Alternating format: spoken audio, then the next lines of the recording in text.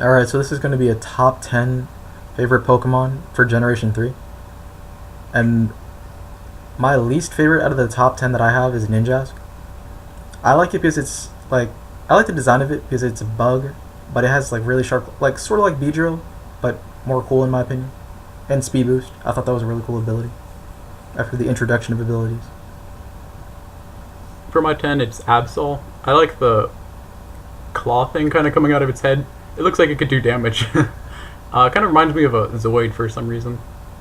But it's like the fact that it says it appears when disaster is about to happen. That's kind of interesting. Like just ominous. like yeah, it's just a really interesting Pokemon in general. Well designed, and the colors are nice. The like dark purple and white fur. It looks like it could be legendary technically.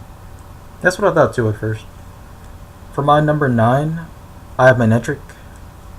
And I like it because it's an electric Pokemon, and there are a lot of electric Pokemon that I don't like. Pikachu, Pichu. But Manectric, it had a cool design, despite the fact that it didn't really have too good of stats. It was okay though. It was also one of the first few Pokemon that I actually evolved completely in Generation 3. So it had that. For my number 9, it's Milotic. I like Milotic because it's like, I like water Pokemon, and it's a snake water kind of thing. It's like a sea serpent, but it's really elegant, and the colors on it are nice. It is surprising that it's like, it can do damage. Like, I know one of the gym leaders used it, and it, using Recover because it's bulky, and then being able to do good damage too. So it was like a well-balanced water Pokemon, and that's what I liked about it. For my number 8, it's Breloom. And I have Breloom here because when it evolved from Shroomish, I just thought that was like complete BS. Like, just the way it evolved. Well, not the way, just the design change. It went from being like a mushroom, what is it? Yeah, it's a little mushroom. Yeah, to a mushroom to like a dinosaur with like boxing abilities for some reason, and a cap. But it had a really weird evolution, and it looked cool, and it actually did a lot of damage after that. Because when it was Shroomish, it wasn't really doing much for me in that forest that you got in. But after it evolved into Breloom, it actually won fights. So that was cool. True. My number 8 is Dusclops. Dusclops is really cool. Like, I like his hands and the way his like body is designed. He's like a Cyclops, and he has like that eye, and just burning things with Will-O-Wisp. He looks like the main Will-O-Wisp user. Like, he would just burn you and just like chill out in the back with his hands, like Shadow Ball. You just expect a lot of ghost moves from him, and I just really like the way he's designed. And when he's shiny, he's red, which I like a lot. So for my number 7, it's Gardevoir. And I actually don't like too many psychic types, but I like Gardevoir just for the design. Like in 3D, it usually floats. Like, is it wearing a dress? Yeah. Yeah, that usually floats well in 3D. But 2D, I mean, it's 2D. Yeah, that Pokemon actually did win me a lot of fights though with Psychic, compared to a lot of Pokemon that didn't. So it probably helped that probably helped to get into my favorites from that. Yeah, it's a strong Pokemon. My number 7 is Breloom because it's a dinosaur, and dinosaurs are the best. It looks like a Velociraptor, and it's just got like intimidating claws, and it's got a mushroom on its head. It's like a mushroom dinosaur. Like, what's better than that? And just sending people to sleep, being a dinosaur. I just like dinosaurs. For my number 6, it's Blaziken. And I usually end up choosing the Fire Starter for starters. And when I chose Blaziken, it was the first firefighting before they went on like a spree of firefighting Pokemon for starters. I like the fact that Sky Uppercut could hit Pokemon that use Fly. Because most of the time when you use a move, it's going to miss. Does Thunder hit? No. No, it doesn't? Don't think so.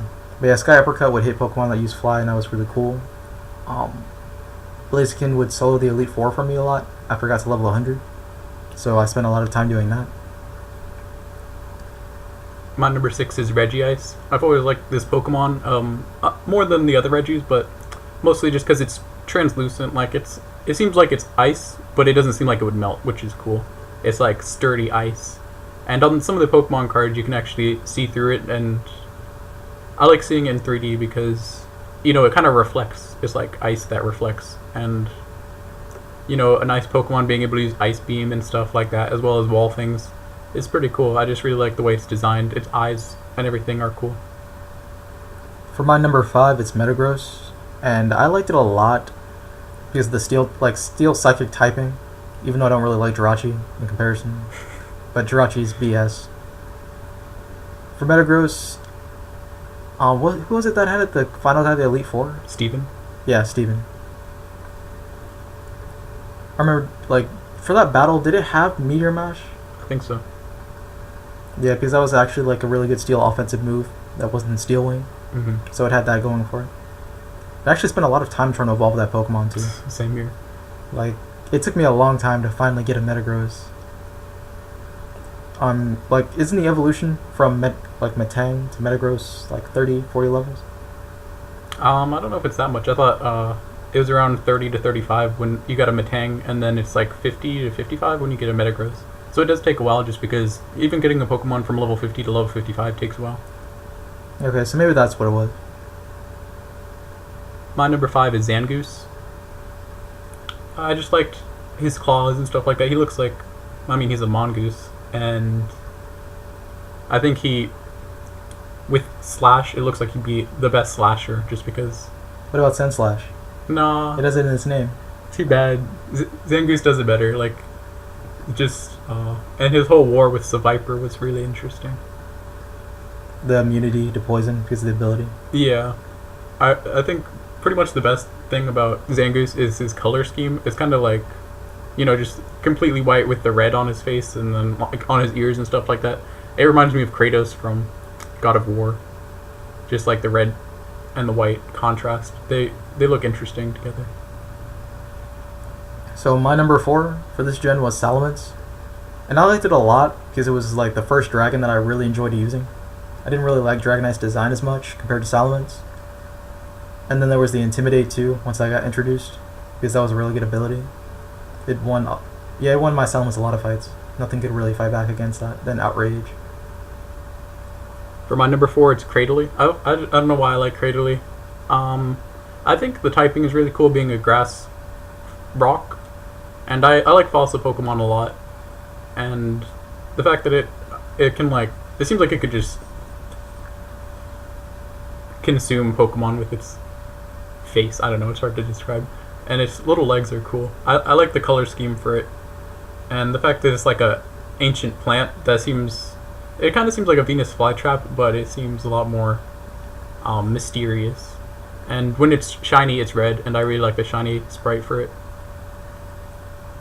My number 3 on the list is Absol. And I like Absol because it's a dark Pokemon. It's like a big part of why I like it. That and the design. Because for dark Pokemon, there's not really that many, and even then, there's not that many that actually look good, in my opinion. But Absol did. And at first, when I tried to catch it, I had the same problem with Skarmory. I thought it was a legendary. But I didn't waste a Master Ball this time. It was just an Ultra Ball, so it was okay. My number 3 is Rayquaza.